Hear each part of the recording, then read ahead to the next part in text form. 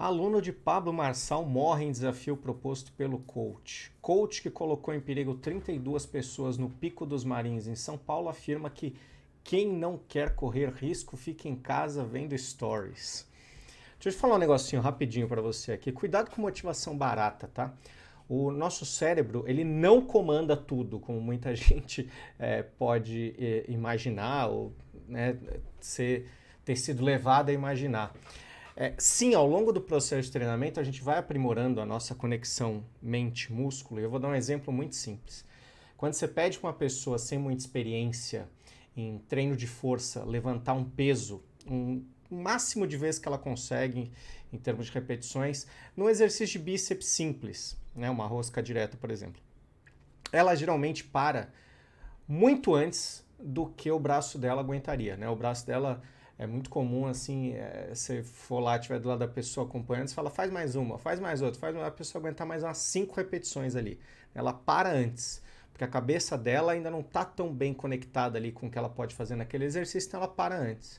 Quando você pede para alguém treinado fazer isso, né, você pega um peso proporcionalmente tão pesado quanto para a pessoa, geralmente ela faz umas repetições a mais. Por quê? Porque ela já anteriormente se desafiou algumas vezes e ela aprendeu que naquele determinado exercício ela consegue andar um pouco além do que quando o aviso chega, né, para o cérebro dela ali dizendo que o cansaço veio. Ela sabe que mesmo daquele ponto ali do cansaço para frente ela ainda consegue fazer algumas repetições. Mas eu vou repetir para você entender bem assim. É um pouco além. Não é pegar o dobro do peso, não é fazer outra série sem descansar, é um pouco, né? Além disso, o fazer exercício de maneira regular, né, melhora a nossa autoestima, dentre outras coisas, claro, porque a gente vai enxergando como a gente é capaz de fazer coisas que a gente não fazia antes. Então a gente realmente tem um ganho de autoestima, né? A nossa autoestima melhora quando a gente começa a fazer exercício regular. Pode ser treino de força, pode ser de flexibilidade, treino aeróbico, né? Você vai ganhando condicionamento físico, você aguenta fazer uma corrida de rua, né? Isso é bem comum, assim. Mas eu vou dar outro exemplo de como essa conexão corpo-mente funciona, que acho que todo mundo, todo ser humano que já jogou um futebolzinho vai entender isso de uma maneira muito fácil, muito simples. Quando você está no fim do jogo, cansado, às vezes acontece de você imaginar uma jogada, porque todo mundo se acha um pouquinho craque, né?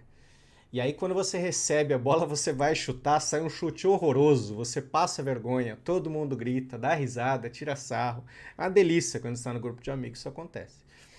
Quando a gente está cansado, não tem imaginação que faça a gente ter a mesma capacidade física do que quando a gente está inteiro. Porque o cérebro não comanda tudo, tá? Ouve o que eu vou falar para você agora com muita atenção, uma frase muito simples para você lembrar sempre. O seu corpo não está nem aí porque o seu coach diz. O seu corpo não está nem aí porque o seu coach diz. Então, nós temos um limite que pode sim ser aprimorado, né? Isso é treinamento físico, assim, na essência. Você vai ficando melhor naquilo que você faz. Esse é um princípio, inclusive, do treinamento, o princípio da especificidade. Se você quer ser melhor numa coisa, você vai fazendo essa coisa. Só que a gente vai, através do conhecimento, da ciência, a gente quebra essa coisa para poder ir dando uma progressão adequada para esse treinamento. Porque você não ensina uma equação de segundo grau para uma criança que está na primeira série, né? Para você ensinar a equação de segundo grau, você tem que ir ensinando matemática, desde a matemática mais simples até ela chegar ao ponto de entender o que é uma equação de segundo grau, né? Então, eu sempre gosto de falar que caminhada é a graduação, corrida é a pós-graduação. Você sair do sedentarismo para já começar a correr é pedir para se machucar. Porque há uma diferença muito grande entre você não fazer nada e você correr. Entre você não fazer nada e você participar de qualquer atividade que seja um pouco mais intensa. A gente tem que fazer isso aos poucos, a gente tem que subir degrauzinho por degrauzinho.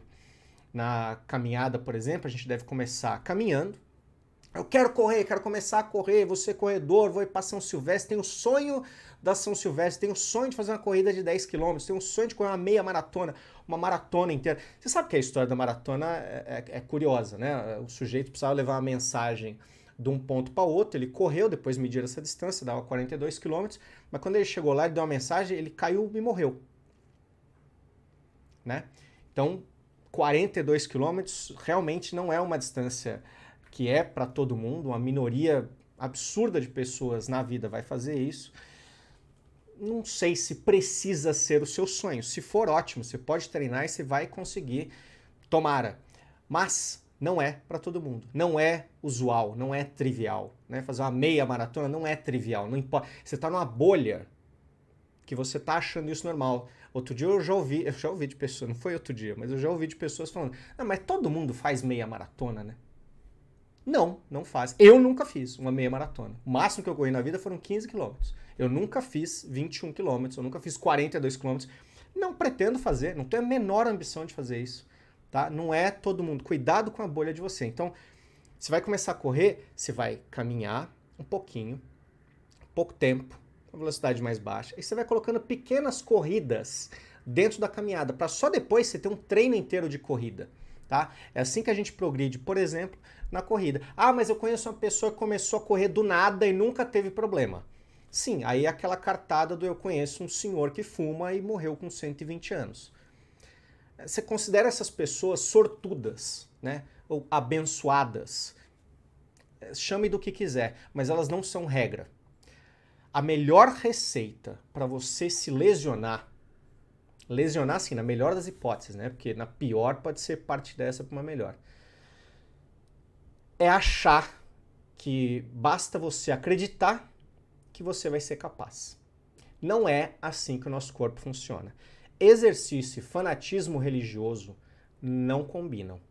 Exercício e fanatismo motivacional não combinam. Tem amigo meu que às vezes fala, tô sem fazer nada, eu marquei uma corrida de 10 quilômetros para fazer. Mas você tá treinando? Não, não tô treinando. Você não tá treinando nada e você vai sair para correr 10 quilômetros. Isso é um tipo de fanatismo motivacional, né? Que tá ali com fanatismo religioso. Você pega tudo que você sabe sobre exercício e aí no seu cérebro você coloca na gaveta com uma etiquetinha escrito ciência. Vai ser melhor para você. Compartilhe esse vídeo com alguém que você acha que está precisando ouvir isso. Tchau.